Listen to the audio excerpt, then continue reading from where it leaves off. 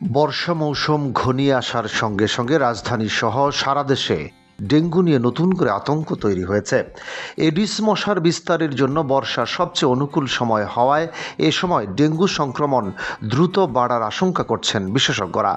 স্বাস্থ্য অধিদপ্তরের তথ্য অনুযায়ী চলতি বছরের প্রথম 6 মাসেই দেশে প্রায় 4,000 মানুষ ডেঙ্গুতে আক্রান্ত হয়েছেন, আর গত 10 দিনেই প্রায় 700 রোগী হাসপাতালে ভর্তি হয়েছেন, যা পরিস্থিতিকে আরও উদ্বেগজনক করে তুলেছে।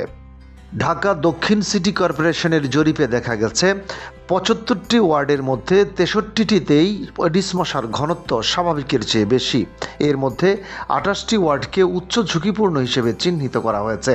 জরিপে 2250টি বাড়ি পরিদর্শন করা হয়, যার মধ্যে 281টি বাড়িতে এডিস মশার লার্ভা ও পিউপা পাওয়া গেছে।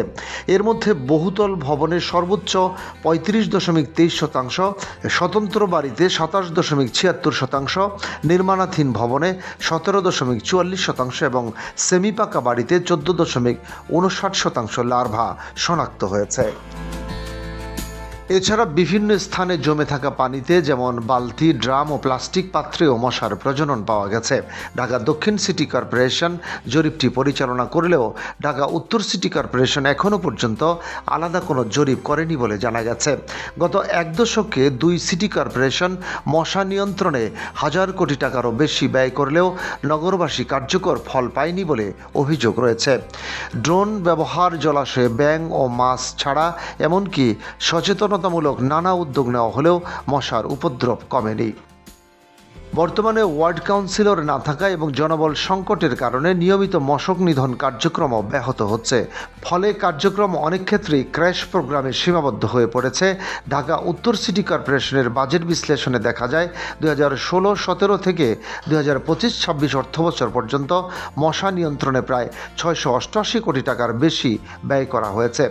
একই সময়ে ঢাকা দক্ষিণ সিটি কর্পোরেশন ব্যয় করেছে প্রায় 323 কোটি টাকা। নগরবাসীর অভিযোগ, নিয়মিত স্প্রে বা ফগিং কার্যক্রম দেখা যায় না। অনেক এলাকায় সিটি কর্পোরেশনের কার্যকর উপস্থিতিও নেই। এতে ডেঙ্গু পরিস্থিতি নিয়ন্ত্রণের বাইরে চলে যেতে পারে বলে আশঙ্কা করছেন তারা। সিটি কর্পোরেশনের কর্মকর্তারা বলছেন, সীমিত জনবল ও কাঠামোগত সমস্যার কারণে বড় পরিসরে কাজ করা সম্ভব হচ্ছে না। তবে তারা নিয়মিত পরিচ্ছন্নতা ও সচেতনতামূলক কার্যক্রম চালিয়ে যাচ্ছেন বলে দাবি করেছেন। বিশেষজ্ঞদের মতে শুধু কেমিক্যাল স্প্রে বা ফগিং দিয়ে ডেঙ্গু নিয়ন্ত্রণ সম্ভব নয়। প্রয়োজন বিজ্ঞান ভিত্তিক ও সমন্বিত উদ্যোগ, পাশাপাশি নাগরিকদের সক্রিয় অংশগ্রহণ। জমে থাকা পরিষ্কার পানি এডিস মশার প্রধান প্রজনন স্থল হওয়ায় বাড়িঘর ও আশপাশ নিয়মিত পরিষ্কার রাখা জরুরি।